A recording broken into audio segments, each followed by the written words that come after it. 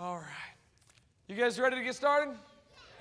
This next session is going to be absolutely awesome. We got Dr. Jack Cuozzo going to be speaking to us, and it is going to be really, oh boy. Dude. What do you get? Oh my goodness. This is awesome. What in the world are you doing, Dan? I'm going to need to get another wheelbarrow from the park and come out here and get some more stuff. Because they got all sorts of cool things here that you can learn. You bought all that stuff? Yeah, now I just need to read it and stuff. And you've been reading some of that stuff? Well, kind of, sort of. I'm hoping maybe I can learn lots of things. I got lots of cool stuff, well, besides water, because I was thirsty.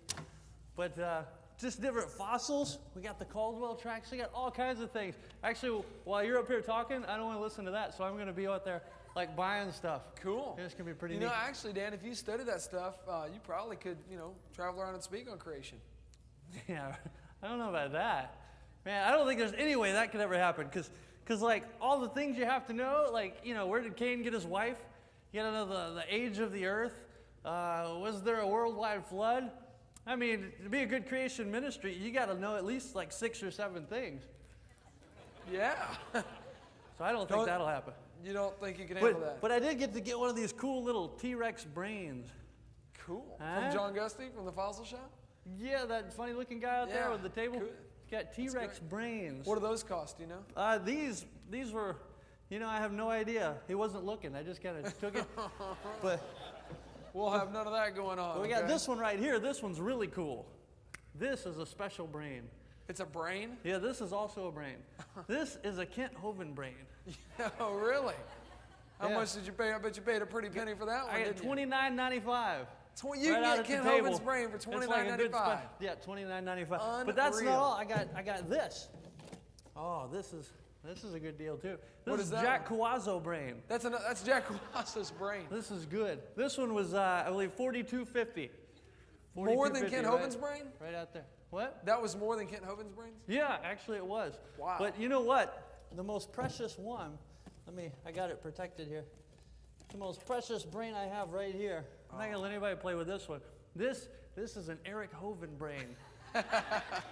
Oh, it is. This is really cool. This one was $5,000. Woo! Yeah! So, $5,000. So I'm gonna keep that why is right mine there. so expensive? Oh, what? Well, they said it's never been used. And so I'm gonna go shopping and stuff. All right, so without any further ado, Dr. Jack Cuozzo is an expert on, if you were here, you already know he's definitely an expert. He's an expert on the Neanderthals and the cavemen and things like that. He is going to do a fabulous job presenting to us some incredible facts about them. Again, to arm us with the truth. We need to be armed with the truth, not just so that we can have it, but so that we can spread it, so that we can share it, okay? So let's give Dr. Cuozzo a hand as he comes up here to share with us some incredible stuff. Thank you, Doc. Am I on? You're on. Thank You're you. good. Where'd that guy go with my brain anyway? I got to show it to my wife. Speaking of my wife, I never had her stand up for it in this conference. So would you please stand up, Diane? Without her, none of this fossil evidence could have ever been found or done. She carried the bags. She loaded packed up for 5 kids we had, and we took them everywhere we went. All through Europe and the Middle East, and it was just major expeditions whenever we went places, and spent a month or so looking for evidence, and she was the one who put it all together, and I just kind of went along and found this and found that and took x-rays, and that was that. But I want to talk to you this afternoon about ancient man and some of the discoveries that I have found. Can we lower those lights a little bit, because you're not going to see, I've got some x-rays up there, you're not going to see the x-rays at all. But the questions about ancient man. First of all, who was he or who were they? Now, Jesus gave us the best definition that you can ever imagine. I never knew this, of course, in college, and I'll tell you a little bit more about this tomorrow, and I'll give my bit of my testimony at the service. Jesus said, "Have you not read that he who made them from the beginning made them male and female? For this reason, a man shall leave his father and mother, be joined to his wife, and the two shall become one flesh." And that was our Lord's definition of who the original people were. They were a man and woman. Were they real humans like us is the question. In other words, we have to know whether they were really human like us. Now, Adam and Eve sounded like they're real humans, but were they like us? Now, misinformation abounded in 1979, so my family and I embarked on a journey that would take us thousands of miles and 25 years to study ancient man. Now, here outside of Les-Isets, France, is what they want you to think, and this is on a cliff in the Dordogne Valley. And Les-Isets is the prehistoric capital of France. And as I mentioned earlier this morning, it's a real big business. The prehistory business is quite a popular business, quite a lucrative business in southern France. This is a statue of a Cro-Magnon. It's like filet mignon, but it's a Cro-Magnon in our language, Cro-Magnon in theirs. And he's hunched over and stooped over and very ape-like. And this was the portrayal that they would like you to have, at least in 79, and he might still be there now. I don't know. I don't think they've taken him down. It was a pretty big statue. But is this a true representation of ancient man? And the answer to that is no. And we have to overcome all these misrepresentations like this before we can know the truth. Because ancient man lived hundreds of years ago, so he or she couldn't have been exactly like us. And ancient man lived thousands of years ago. And as we know, Adam lived into his 900s, Noah lived 950, Shem lived 600. They couldn't have been exactly like us. You've talked to cardiologists, you talk to my friends in the hospital, I'm on the staff of a hospital, you talk to any of my physician friends, and they'll tell you there's no heart that can go 600 years. I can tell you teeth won't go 600 years. And we know that for a fact, that the type of mechanisms that we have going in our body today are good. They're fearfully and wonderfully made, but they're fallen. We're all decaying. And so we had ancient teeth that were of better quality. We had ancient bones better quality. Obviously, ancient hearts were better quality. And these ancient people were ancient quality. But how can we know anything about them? Now, the first thing we have to say is we take our Bible as a guidebook, and then we look at the fossil and artifact record in light of the Bible. Now, you're hearing this from a scientist, a person who's looked at the fossils and held them in his hand, held the fossils in his hand, the original fossils, the original bones. And I'm saying the Bible must be taken as a literal book of scientific nature, where it touches on science. And, of course, it isn't a science book, but where it touches on science, as Dr. Francis Schaeffer would say, where it touches on science, it touches on truth. And then we look at the fossil artifact record through the lens of the Bible. Now, how do we do that? Well, first of all, we can make retrodictions. Now, retrodictions are predictions into the past, and science flourishes on predictions. I mean, you make a prediction, and you see if it comes true. I mean, they've done that with space. They've done it with chemistry and biology. I have a son who's a molecular biologist. They do this in molecular biology. You do it all over science. You make predictions based upon your hypotheses, and then you form theories and so forth, and by that way, you proceed along the scientific method.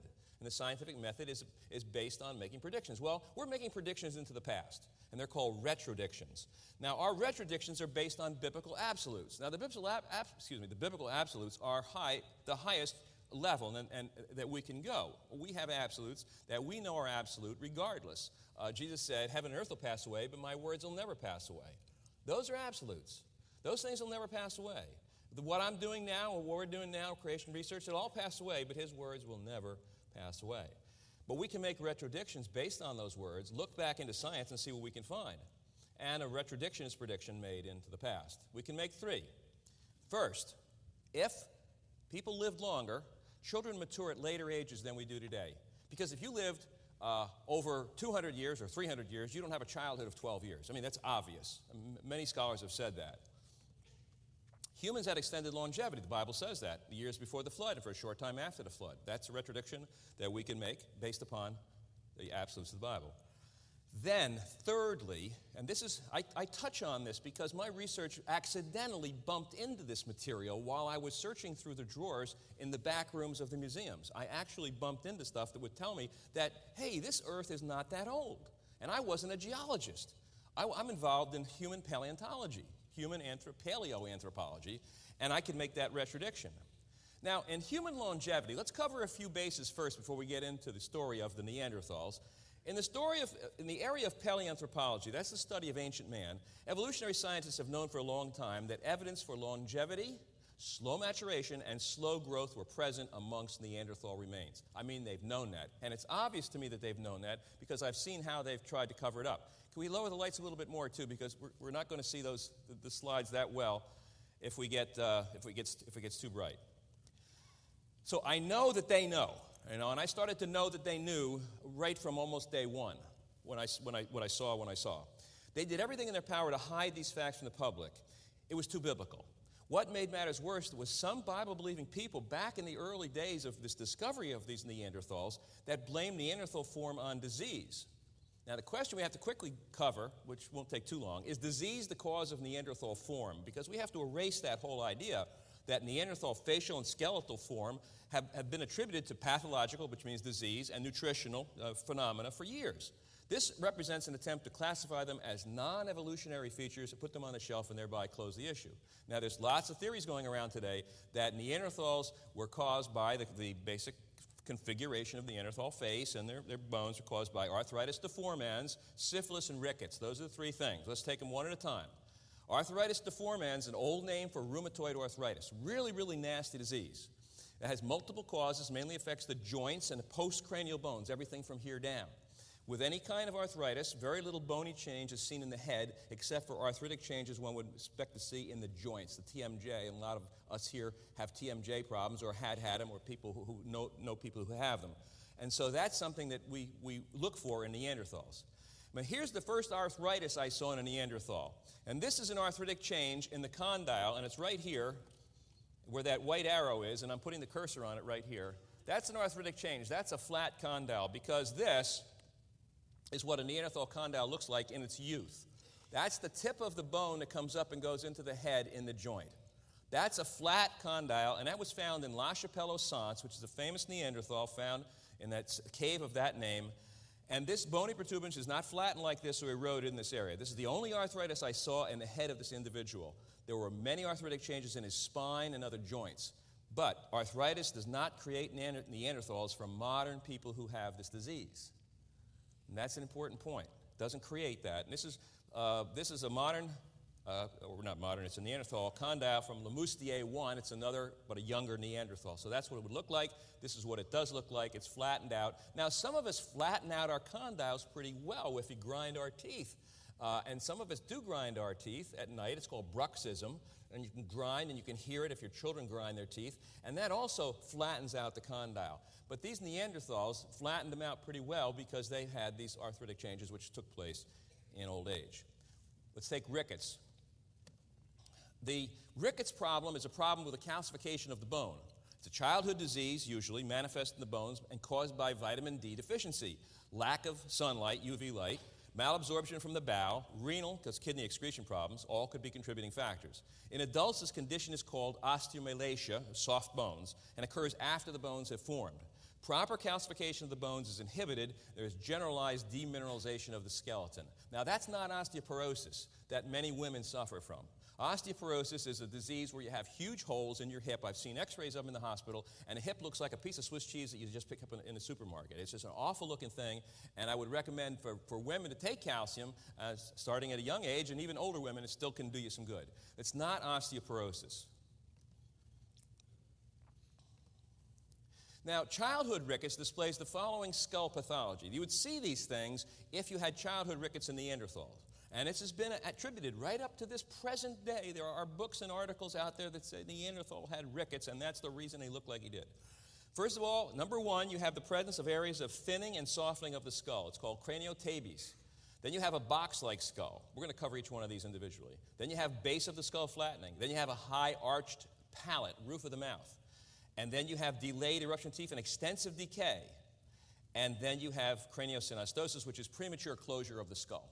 So those things you would find, if I was going to see rickets in the museum and I was holding cranium skulls in my hand, I would see these particular pathologic factors. Now, here's an article I wrote on something completely different. I wrote this for a German museum book. This is a secular museum book, and hopefully it will be coming out in a month or two, and it's with all the major Neanderthal writers in the world. Now, I don't know why they included me in this book, but they did it because I was one of the ones who studied their skull with a special x-ray machine, so I guess they had to do it, and they're going to try and probably disprove my understanding and my basic diagnosis of this skull. The calcification argument, though, has a good answer in this skull, because this is an x-ray right up here. This is an x-ray of a fragment of the head that I took with a dental x-ray, a big wide dental x-ray with the x-ray machine right on top of the bone, and this is the bone down below. This is the bone down below right there. So you have the bone and you have the x-ray. And the calcification argument basically is This is part of the Neanderthal skull, Lemoustier, with the x-ray taken in Berlin, Germany. In an article written for this German museum, I had to prove there was no compression of this skull. This is a close-up x-ray taken with a 2¼ by 3-inch dental x-ray directly under the cranial fragment, touching the undersurface, so you couldn't get any more one-to-one than that. I mean, it's a one-to-one image. The x-ray tube was only a few inches above the bone. Although the bones are fragmented and cracked from a bomb explosion that hit the museum in World War II, the bone texture is solid and the calcification is good, and there is no rickets disease present. The sutures, the diploic channels, which are little channels in the bone, and the sinuses are present. I saw absolutely no rickets in this Neanderthal skull. Here are 3 skulls, one from Israel, Amud number 1, which was found near Mount Carmel. This is Lemoustier, France. This is the one I just showed you with a little piece, but this is now a larger piece of it. And this is La Ferrassie from France. Now, the box-like head argument says that these are shaped like a box. And as you can see right here, these are the most unbox-like cranium. There's no box-like heads and absolutely no rickets in these whatsoever. So the argument for rickets falls apart in two areas already. Calcification, we don't see any soft calcification, and no box-like heads. Now, we're looking at one of my patients here on the upper left-hand side, and that's a high roof of the mouth. Now, I worked on cleft palate patients for about 12 or 15 years at St. Barnabas Hospital in New Jersey, the Regional Cleft Palate Center, so I know high arched roofed cleft palates, and I know high arched roofed mouths, and Neanderthals don't have it. And here's a Neanderthal called Pêche de la Haze from France, got a flat palate all the way across, and that's just a break in the bone. And here's Gibraltar 2 from the island of Gibraltar. That's a Neanderthal child too, and that's half of the palate, and that's flat too. So we don't have high arched palates like my patient had here on the left. If everybody can see that. I don't know if anybody can see. Can you turn the lights down a little bit so we can see that high arched palate? Because if you can put your finger way up in there, way up in this point up in here, can you turn it down a little bit more so they can see that? That is right here, right in the center, right up there. And these kids cannot speak properly because they have a nasal quality to their voice, and they can't breathe through their nose very well because the nasal chamber is just the upper part of the mouth. It's right up over the roof of the mouth. And so you just don't see that in Neanderthals. Narrow, high arch palate compared to 2 Neanderthal flat palates. No rickets. There. No rickets. Okay, now let's go to the premature closure of sutures in the head argument. Now, far from that, the Neanderthals had sutures that closed more slowly. And here, this is the frontal bone of a Neanderthal little child, and that suture is right down the middle of the head, and that's closing very, very slowly. And here's one, it's called a partially open symphysis in the lower jaw, and that's closing very, very slowly also. So rather than having what we call craniosynostosis, we have a slowly closing bony connection in the head and lower jaw instead of premature closure. The total opposite of rickets. No rickets. Now, here are some loose teeth that I found in the drawer of the Angus skull at University of Liège in Belgium. And these teeth showed, in the tooth decay argument, remember I said if you have rickets, you have a lot of tooth decay.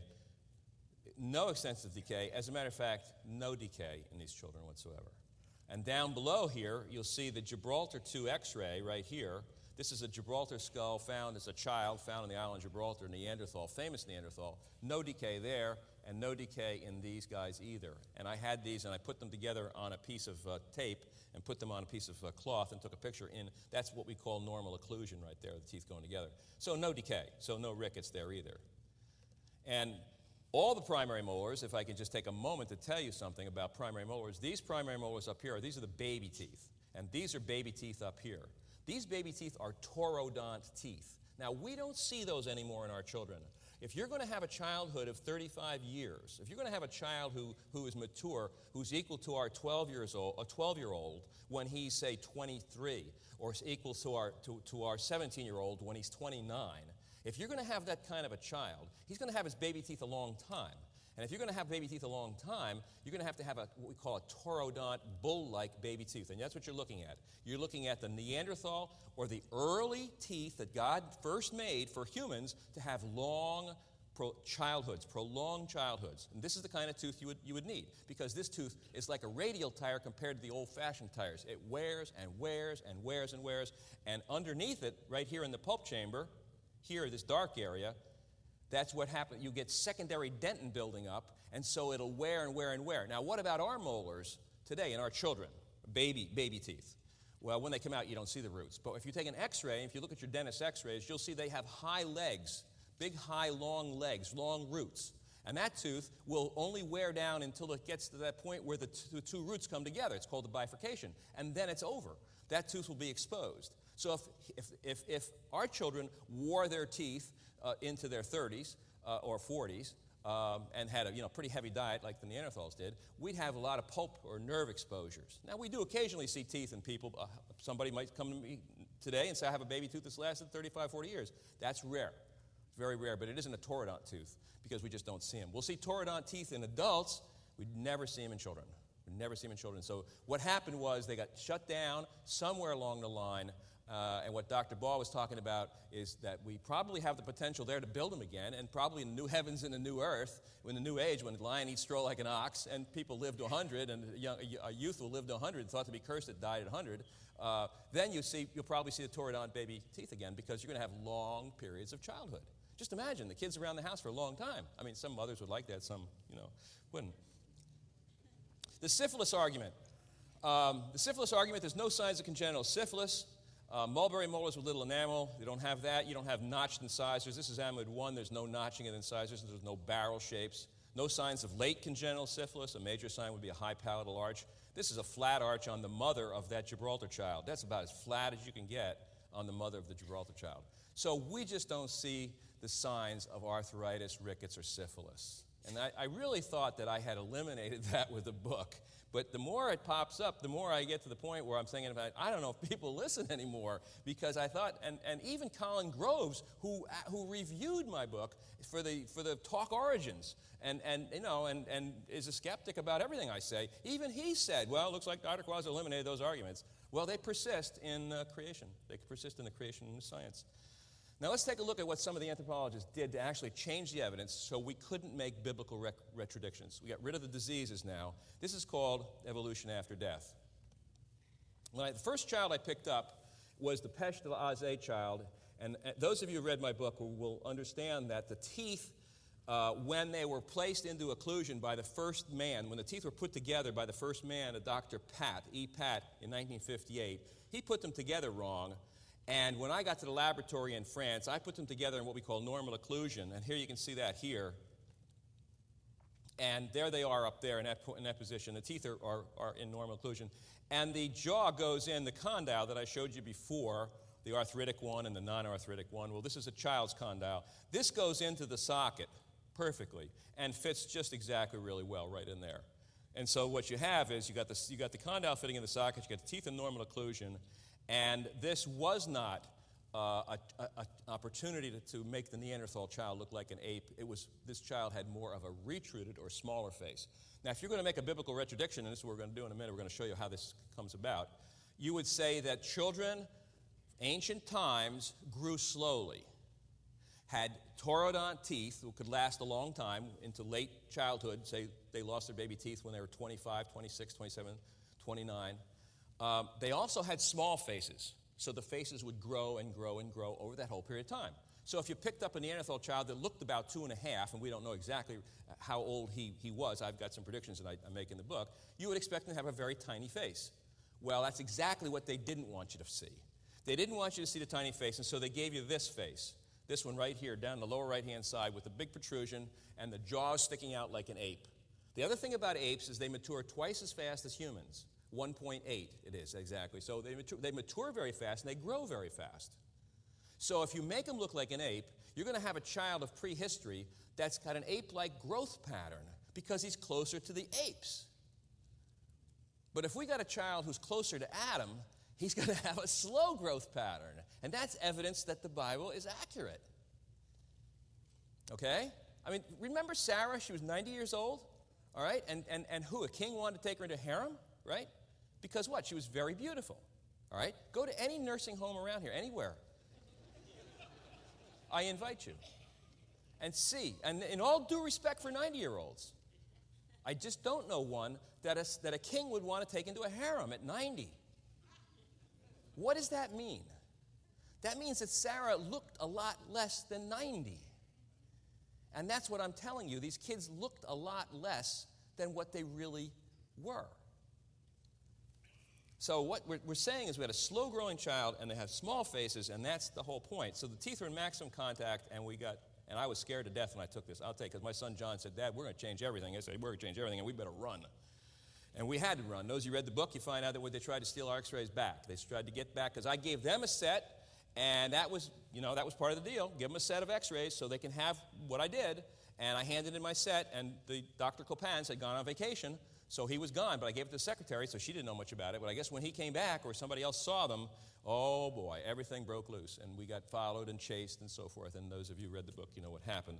We barely got out. We got out of the country. I got these x-rays out of the country inside of comic books, inside a French comic books. Now, here's Lemoustier, supposedly 16 and a half years old. His jaw was 30 millimeters out of the socket when I saw him in the slide that they sold at the museum. 30 millimeters out of the socket, right here.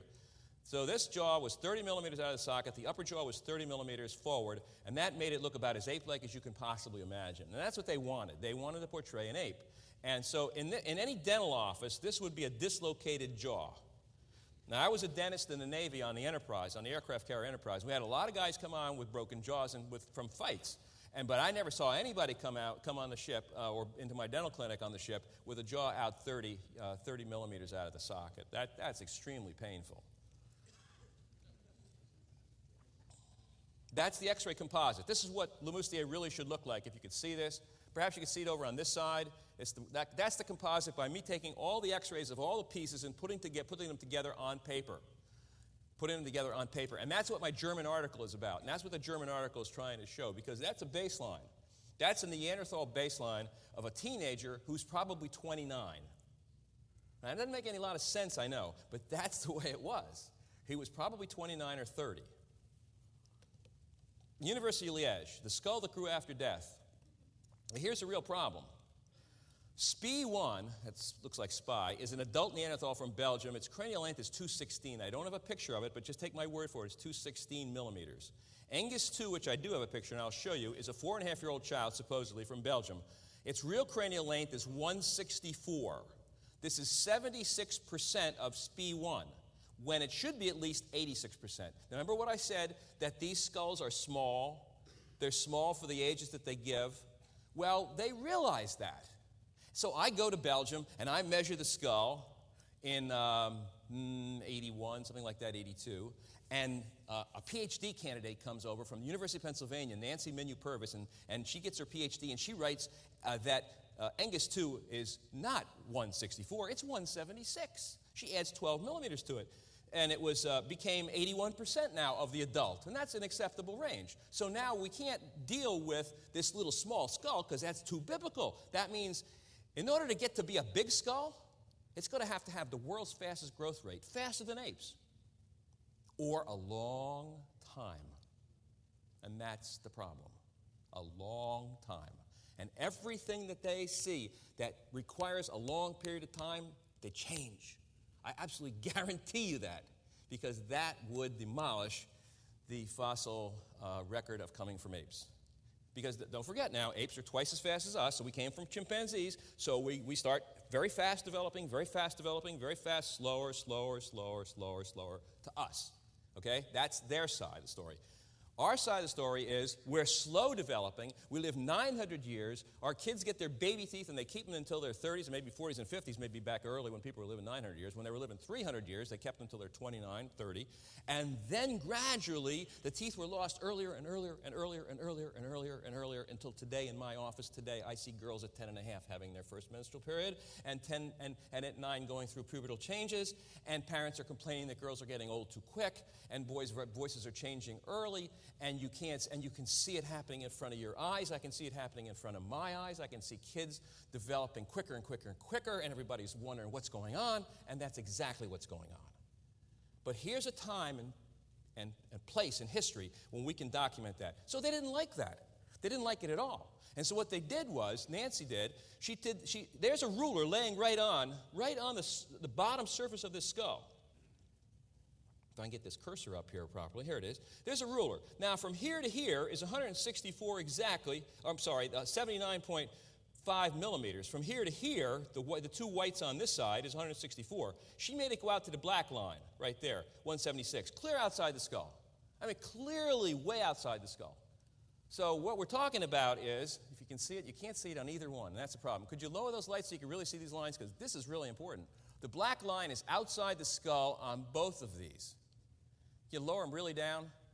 Can you get the big bright ones? Is that possible? No, it's impossible? All right, well, take my word for it.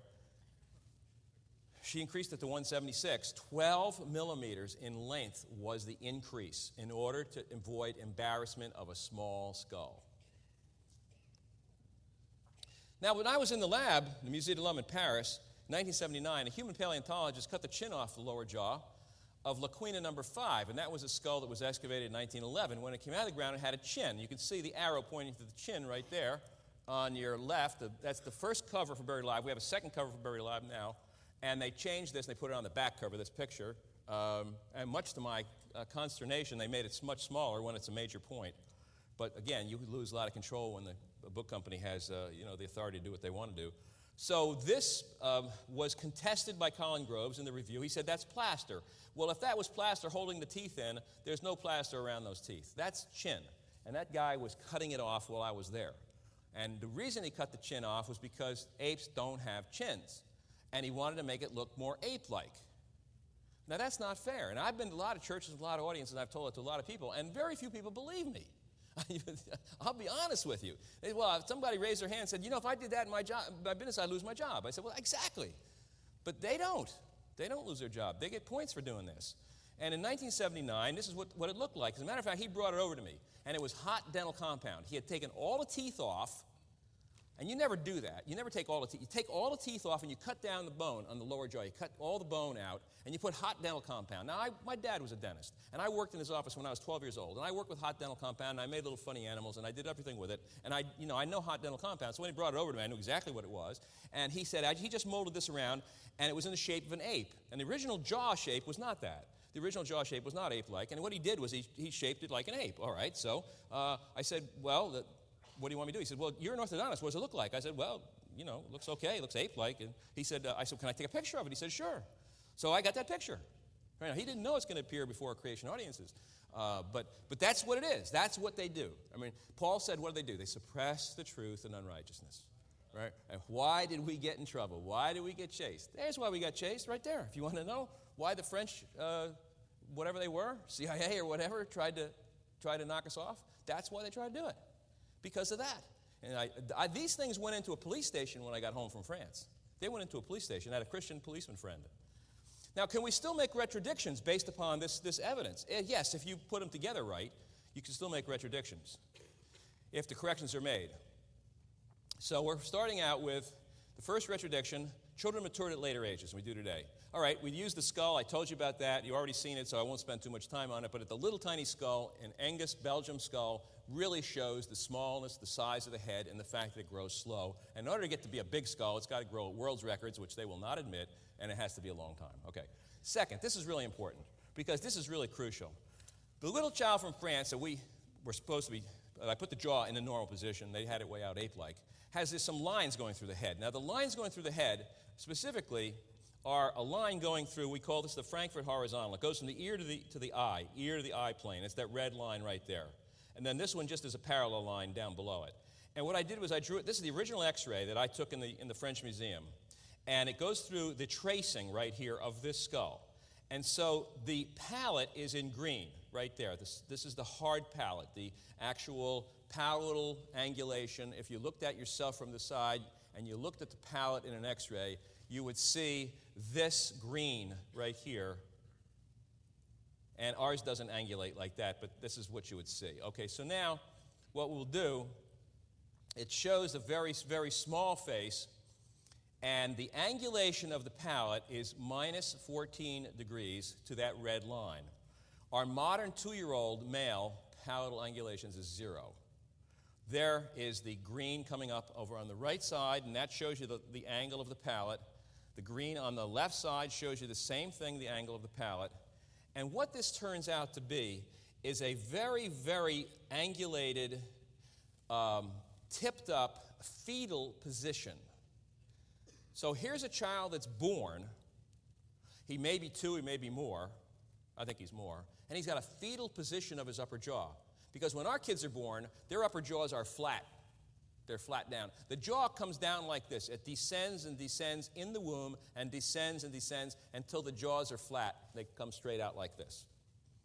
So what makes that possible is the fact that the back of the lower jaw, where this arrow is back here, right there, that arrow right there, that arrow is pointing to the part of the lower jaw that is the vertical part. That's called the ramus. That's back here, right below the condyle. It's the one that goes right by the angle of your jaw and goes straight up.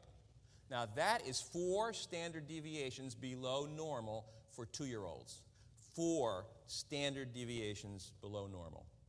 Nobody in this world has that anymore, unless they're birth defected. But this is a normal child. So this is a normal child with 4 standard deviations below the norm in his lower jaw measurement, and he has a palate that's retruded. Now, if I were looking for perfect design for a slow-growing child as an orthodontist, this is exactly what I would do.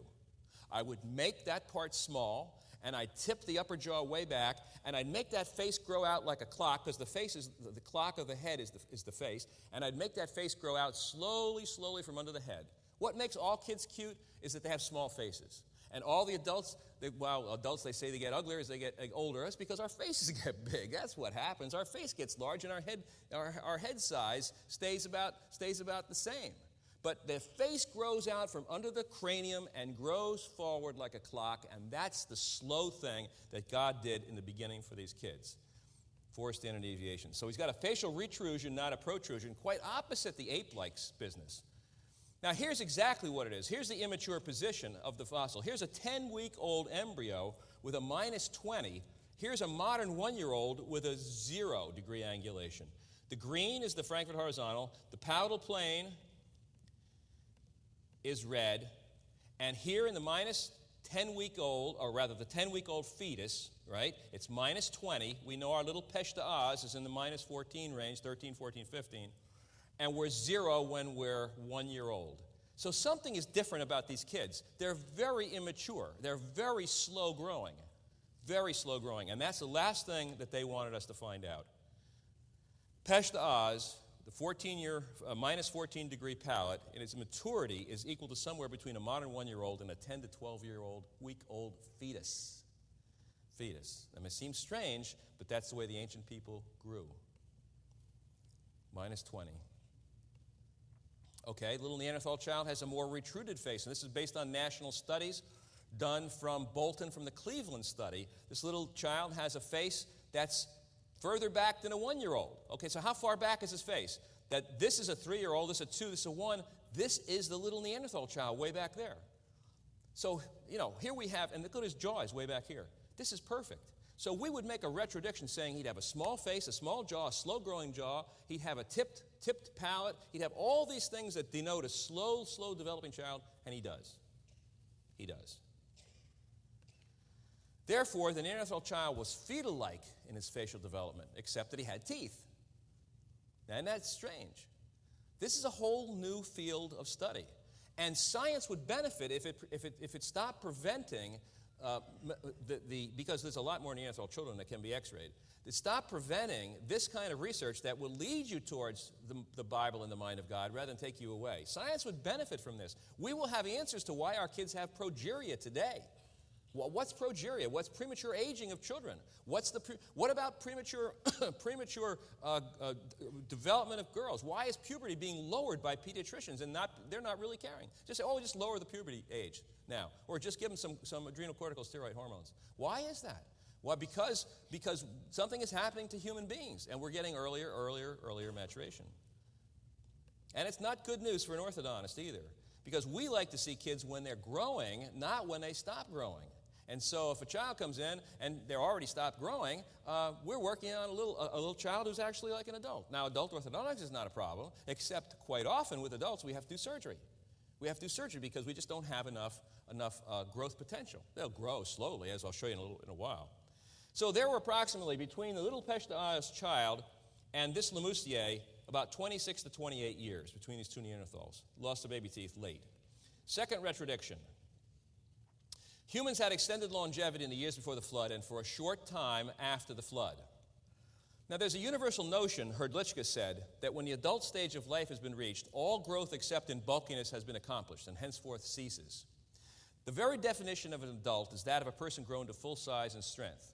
The purpose of this paper is to show that while such a concept suffices in general, scientifically speaking, the view is largely erroneous. Now, Alice Hrdlicka was the chairman of the Smithsonian Anthropology Department back in the 1930s, and he said the head keeps growing our whole life. Now, bone is dynamic. People tend to think of their bone as rigid, inert material that holds up their bodies, but bone is far more dynamic than that. It continually dissolves and reforms. Indeed, adults replace their skeletons every 10 years. So you replace your skeleton every 10 years. Bone is like skin. You're constantly remodeling it, says Susan Greenspan, University of Pittsburgh School of Medicine.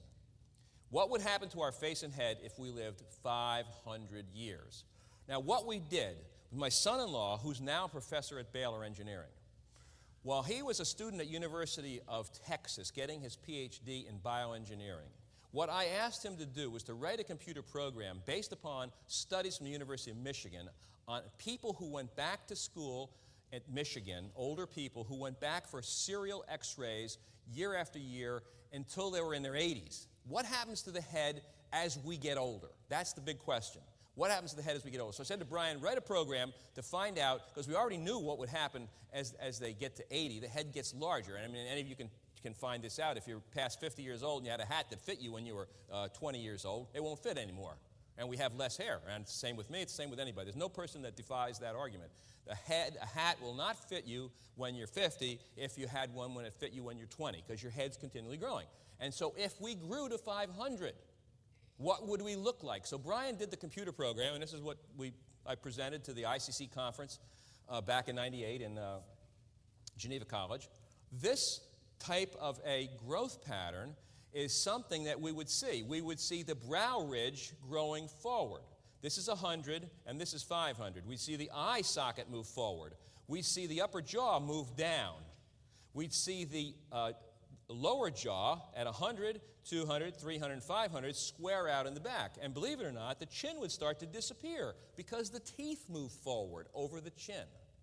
So all these changes take place over 500 years. So what do you think Noah looked like at, say, 500? Now, we don't know if he moved as fast as this, because this is a modern rate, but Noah would look pretty grotesque. Noah would look like a Neanderthal. Recently, Dr. D. James Kennedy, in a sermon, said the same thing. He said, because I had gone down, done some programs for him, and he was convinced, and as many people are, many orthodontists are convinced this is true, and medical groups that I've spoken to, that if we did live 500 years, we would look pretty funny.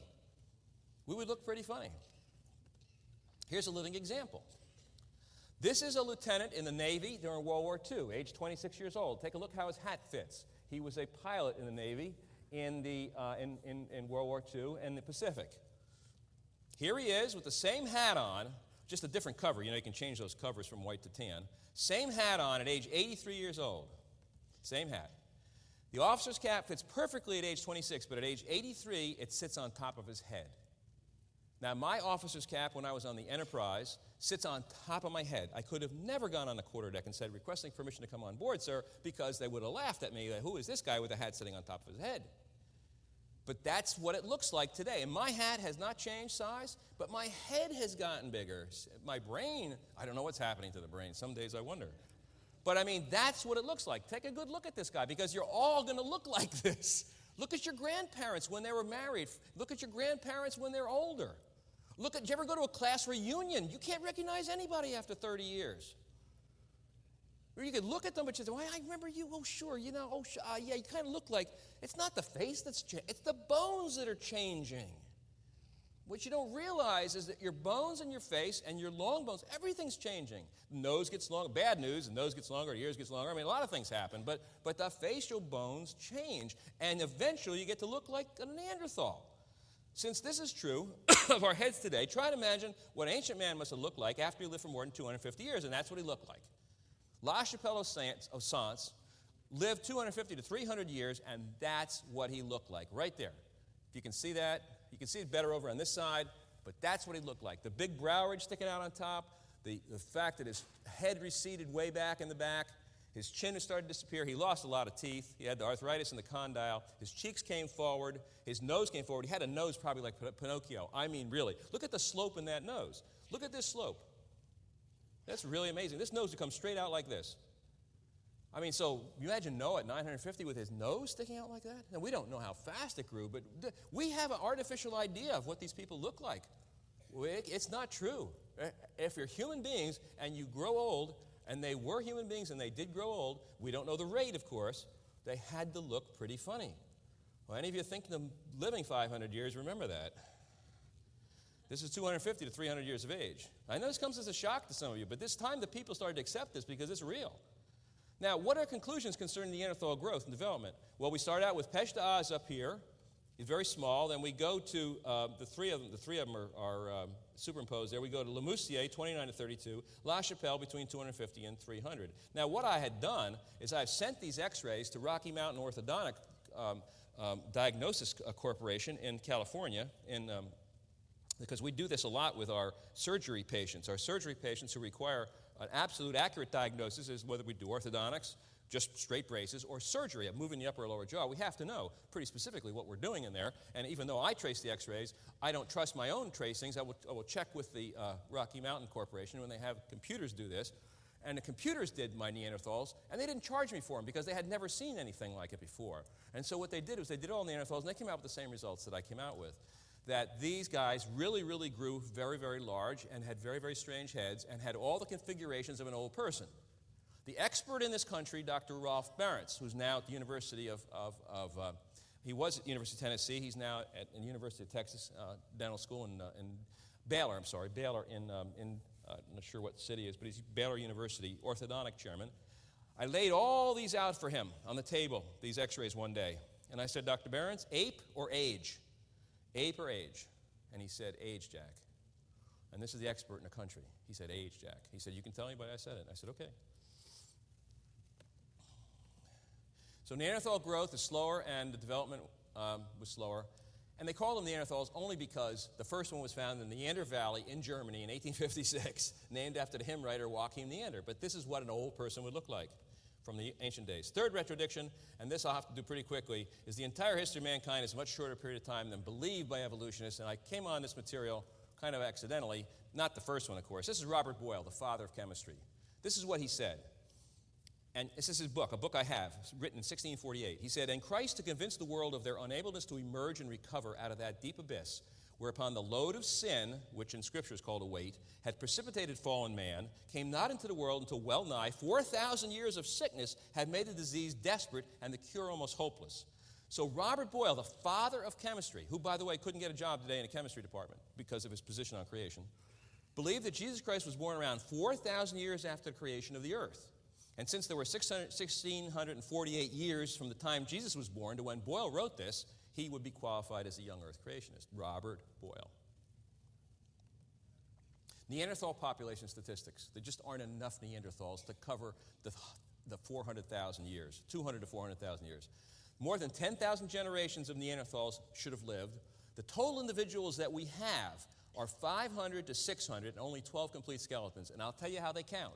If they find 2 teeth, that could be 2 people, even though it could be from 2 sides of the same jaw. And that's not fair. They're not supposed to do that.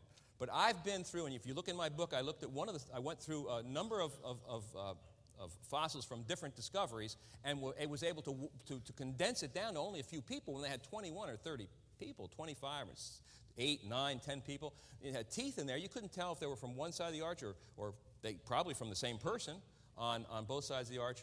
When you find 2 jaws, you know that's 2 people, or two heads, but not when you find teeth, and not when you find finger bones and things like that. There's only 12 complete skeletons. That is not a lot. Could be up to 700 by today. It's still not a lot. Isn't this strange for people that buried their dead? Now, they buried their dead. All Neanderthals did. Homo erectus did not bury their dead, by the way. Conclusion, this makes the time less than 200 to 400,000 years. This I came across in Germany in a museum. This is a spear, a wooden spear, perfectly preserved for 400,000 years. Wood. Neanderthal spears discovered in a mine in Schoningen, Germany in 1977. Wooden spears for 400,000 years. Please, I mean, the wood on my house is not that old. You know, it's 20 years old, and it needs a paint job. And the paint in the caves is supposed to be 20,000, 15, 20,000 years old. It's not even peeling in some of these French caves. I'd like to get paint like they had. So they had some technology. I'd like to have paint from those caves on my house, and wood like the spear. If it's 400, it can't be 400,000. But what I'm saying is everything is exaggerated. Exaggerated. Now here's to go along with some of Dennis's material. This is the picture that you'll see on Buried Alive. You'll see it on my website. You'll see it on Genesis Park. You'll see it on a number of websites have this. This is the dinosaur and the mammoth carving that we saw in the cave in France of the dinosaur on the left side and the mammoth on the right side when they're never supposed to have existed together. These two creatures came together in a battle one time, and whoever drew this, the confrontation, I call it, was in the cave called Bernafal. It was a closed cave, because all caves are open, and when you find a cave that's closed, you know something's in there they don't want you to see, and so we went in, and the door was split open, and we didn't split it. Somebody had split it open before us. There were some people in the cave with a little dog, and my whole family went in, and we went in this dark and drippy and muddy cave, and they could have been using it as part of their prehistoric amusement park, so to speak. I mean, it could have been used as a tourist attraction. One other quick thing we'll talk about is red ochre burials, and I do want to say that red ochre is a powder that they've put on people, and our morticians still use rouge on people who are dead to make them look more alive. And even the ancient people did that, and they used a powder called red ochre. It was red hematite or iron hematite powder, and they would pour it on the bones, or they'd rub it in the skin, and when the flesh rotted, it would actually seep its way into the bones itself, and so you would see the red ochre in the bones. And so they have found this from Mesopotamian culture from around 5,000 to 3,000 years ago through Jericho. Now, these dates, of course, are surely way off. They found it there. They found it in Grimaldi. They found it in Dolci Vestinici in Czechoslovakia. I saw it in Peshta Oz, and I saw it in Swanscombe. Now, that's almost 400,000 years of one burial culture, and we know that's impossible. That's impossible. Let me show you. And the reason I say this is a real trick is another trick. It's like the white eyes of the ape that I showed you this morning. The red stuff was on the inside of the skull. And that's, of course, it would go in there if you had it painted all over the child's face or powdered all over the child's face. It would go inside the skull. And here it is, where those arrows are, that's where the red spots were. And this is red ochre between the roots of a Neanderthal, between the roots of his teeth. And that's red ochre. It's in La Faracie. It's been washed off the outside. I mean scrubbed. You don't see it on the outside of Neanderthal skulls. So the pictures you see in National Geographic and Time and all the books that are published, you won't see red ochre. And there's a very good reason, because they scrubbed it off. I saw the school skull, SKHUL, from Mount Carmel and Harvard, and I was in Harvard. I was in Stephen Jay Gould. I had a key to Stephen Jay Gould's lab for a week when he wasn't there. And I was going through all his bones and everything, and I'm looking for red ochre, and it's all washed off the outside, and the inside, there's red ochre. So somebody knows that red ochre burials can't go 400,000 years or can't go 300,000. I mean, what burial custom can go that long? So I started to put two and two together. I'd go back and think about it at night, and my kids, of course, accompany me and say, Dad, this is impossible. Nobody can bury people with red ochre for that long and go from the Middle East all the way to Europe over that many years. That's just an absolute ridiculous proposition. So red ochre has been washed off and not on the inside of the skulls. Now, if science was allowed to be unbiased, it would support the Bible. That's my contention. And I can tell you for a fact, after 25 years of going in these museums, in the Field Museum in Chicago, which I have not done a whole lot with my material in the Field Museum, I went through all, as I said to you this morning, the paleontology fossils, the Paleocene, epic fossils from the tertiary period. I have lots of that material. I have Homo erectus. I have lots of material. I have never seen anything contradict the Bible. And I mean, I have tried. I have tried to contradict it. I have tried to see something wrong. I have never, and you can put me down for that quote, I have never seen anything contradict anything I've read in the Scriptures in the world of human paleontology. Thank you very much.